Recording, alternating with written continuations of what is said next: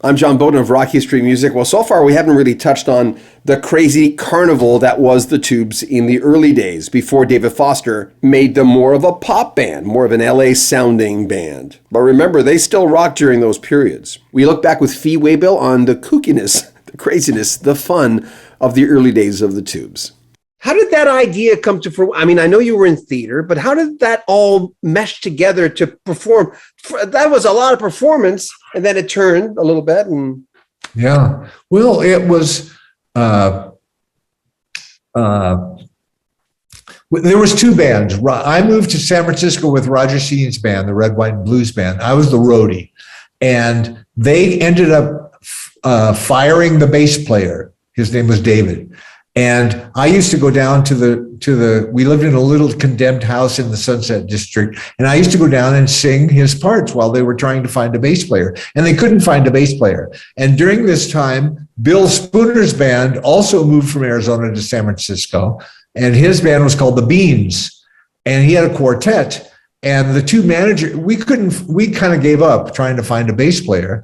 And so the managers were high school friends, John and Lauren, and they said, well, why don't you guys join Bill's band? And, we don't have any gigs, and you have gigs, but no band. So we'll do your gigs and you can be in our band. And so okay. And I said, and Bill already had 3 roadies living with them in San Francisco. And I said, well, what about me? And he goes, well, you could be a singer. You could be the background singer. Okay, so we would do, in the beginning, Bill would do his original songs, and then we would bring on Roger and Prairie and I, and it was like the space oddity. It was called The Ascension of the Motherlode, and it was, one of the songs was called Our Lord is a Hot Dog, and we came on dressed in Mylar spacesuits. We were the radar men from Uranus. And we had like antennas made out of tin foil, and we would come on and then there were 2 guitar players, 2 drummers, and I was the background singer. And I had a theatrical background, and Prairie was an artist. And so we kind of started from the beginning when the bands merged together. We came on wearing costumes, and then they kept complaining that I sang too loud for a background singer. So you're supposed to blend in with not be. I said, well, I never did this before. So, and then they said, well, why don't you sing lead? You want to sing lead? And I said, okay, I'll sing lead. And I said, well, I got a bit I can do, a costume bit. And I had done this in school where I dressed like a cowboy and then die. I was good at dying. I did a song in my 6th grade assembly called "Please, Mr. Custer, I Don't Want to Go." And in the song, he gets shot with an arrow and he dies. He falls back and he dies. I said, well, I said, well, I got a cowboy hat. I got a bunch of cowboy stuff because I had come from the ranch, being a cowboy. So they said, okay, well, we'll do Marty Robbins' El Paso. And in El Paso, he gets shot and dies.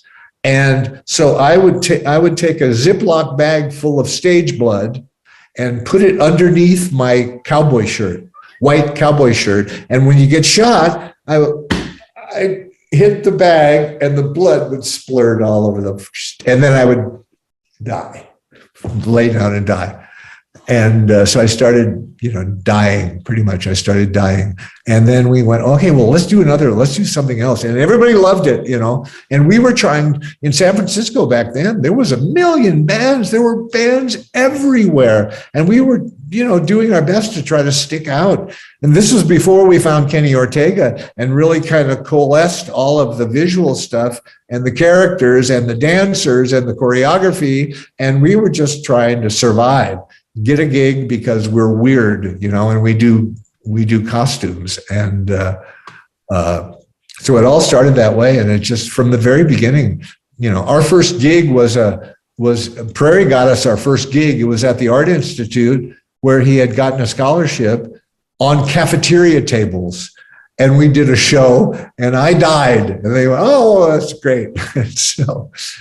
So it just, and then we found Kenny Ortega and he put the whole thing together and it became a massive production with dancers and costumes and insane. It was insane. Remember, if you want to see the entire interview, it's on our sister channel, Rock History Book. There'll be links to the podcast and the entire interview, as well as all things tubes. Remember, support our channel by liking our video. Also, share them on groups you may be a member of. If they fit in those groups, please share them on that or your timeline. It helps our channel. Subscribe to our channel, and of course, always comment on them. We'd appreciate that. I'm John Beaudin. This is Rock History Music. More from Waybill the next 2-3 days.